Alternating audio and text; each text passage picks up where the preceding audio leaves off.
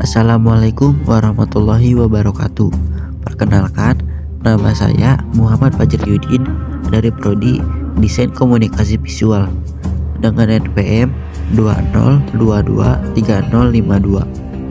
Saya di sini ingin menjelaskan tentang Ma'rifatul Insan. Yang pertama, ada ta'rif al-insan. Siapakah manusia? Manusia berasal dari bahasa Sanskerta manu, mens, yang memiliki arti berpikir, makhluk yang berakal budi, atau dengan kemampuannya mampu menguasai makhluk lain. Manusia adalah suatu makhluk ciptaan Allah yang diciptakan memiliki peran penting dalam kehidupan. Manusia juga memiliki derajat yang tinggi. Bahkan pada saat diciptakan, malaikat pun diperintahkan untuk bersujud. Tetapi manusia juga bisa memiliki derajat yang lebih rendah dibandingkan hewan. Dari mana manusia berasal? Di dunia ini banyak sekali teori tentang proses penciptaan manusia. Salah satunya ada teori yang menyebutkan manusia tercipta dari hasil evolusi seekor kera. Tetapi teori itu tidak benar, karena manusia pertama, yaitu Nabi Adam, diciptakan dari tanah liat, lalu Allah sempurnakan dengan memberi ruh. Allah menciptakan manusia juga dengan dibekali potensi, yaitu pendengaran, penglihatan, dan hati. Tetapi banyak sekali manusia yang sudah diberi potensi, mereka tidak bersyukur. Manusia terdiri dari 3 unsur. Yang pertama, kolbi atau hati. Ingatlah bahwa di dalam jasad itu ada segumpal daging. Jika ia baik, maka baik pula seluruh jasad. Jika ia rusak, rusak pula lah seluruh jasad. Ketahuilah bahwa ia adalah hati. Hadis riwayat Bukhari Muslim. Di dalam hati ini terletak keputusan, niat, rencana, bersumber dari keyakinan. Disinilah letak takwa. Dengan ini, manusia dapat bebas memilih. Allah memberikan kepada kita 2 pilihan, taat kepada Allah atau ingkar kepada Allah. Manusia yang bertakwa dan menggunakan potensinya dengan baik pasti akan memilih jalan yang lurus, bertakwa kepada Allah. Yang kedua ada al-akil atau akal. Akal adalah karunia besar yang Allah berikan kepada manusia. Karena dengan ini, manusia akan menjadi makhluk yang paling istimewa. Dengan akal, manusia dapat memahami apa yang Allah ajarkan kepada manusia. Dan dengan akal inilah yang membedakan manusia dengan hewan dan tumbuhan. Potensi yang Allah berikan kepada manusia seperti penglihatan, pendengaran, hati nurani, dan akal, semua itu akan dimintai pertanggungjawaban. Apakah manusia menggunakannya untuk beribadah atau untuk bermaksiat? Yang ketiga ada jasad. Jasad adalah fisik kita. Jasad di sini berperan sebagai pelaksana apa yang telah ditekadkan dan direncanakan oleh hati dan akal. Materi yang kedua yaitu hakikat manusia. Yang kedua ada hakikat manusia.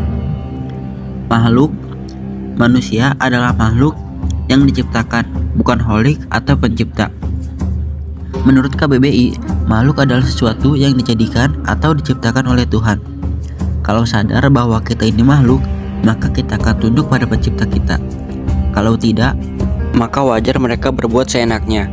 Lalu terdapat juga sifat makhluk. 1. Di atas fitrah atau berada di atas fitrah. 2. Lemah. 3. Bodoh. Dan 4. Fakir. Lalu manusia juga adalah satu-satunya makhluk Allah yang dimuliakan oleh Allah dari makhluk yang lain. Manusia memiliki 3 kemuliaan. Yang pertama yaitu ditiupkan roh. Yang kedua diberikan keistimewaan. Dan yang ketiga, alam semesta ditundukkan bagi manusia. Lalu ada mukallaf, yaitu dibebani. Manusia adalah makhluk yang mukarrom atau dimuliakan, namun diberi beban atau tanggung jawab atau mukallaf. Ada 2 beban besar bagi manusia. Yang pertama yaitu ibadah dan 2 khilafah. Lalu yang selanjutnya ada muhayyar, yaitu bebas memilih. Manusia bebas memilih untuk menjadi mukmin, yaitu beriman kepada Allah, atau kafir, yaitu menolak perintah Allah. Lalu materi yang ketiga yaitu potensi manusia. Potensi adalah kekuatan terpendam yang belum dimanfaatkan, bakat tersembunyi atau keberhasilan yang belum diraih, padahal sejatinya kita memiliki kemampuan untuk mencapai keberhasilan tersebut. Manusia memiliki 3 potensi. Yang pertama yaitu adalah potensi pendengaran, yang kedua potensi Selanjutnya ada al-mas'uliyah atau tanggung jawab. Tanggung jawab adalah kesadaran diri manusia terhadap semua tingkah laku dan perbuatan yang disengaja ataupun tidak disengaja. Materi yang selanjutnya yaitu nafsul insan. Nafsul insan yaitu suatu sifat pada manusia yang memiliki kecenderungan pada kebaikan dan kejahatan. Manusia memiliki 3 tingkatan nafsu, yaitu nafsu mutmainnah, yang artinya jiwa yang tenang. Yang kedua, nafsu lawamah, yaitu jiwa yang tarik-menarik. Yang ketiga, nafsu amaratu bisui, yaitu jiwa yang menyuruh pada yang mungkar. Materi selanjutnya yaitu sifatul insan atau sifat-sifat manusia.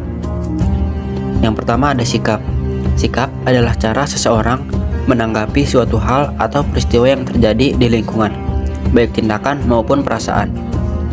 Yang kedua ada sifat, yaitu pola perilaku seseorang yang hampir tetap berada di dalam diri orang tersebut. Yang ketiga ada watak, perilaku seseorang yang sudah ada sejak orang tersebut lahir dan mempengaruhi pikiran serta tingkah laku seseorang. Lalu yang keempat ada karakter, yaitu tingkah laku seseorang yang terbentuk seiring dengan berjalannya waktu.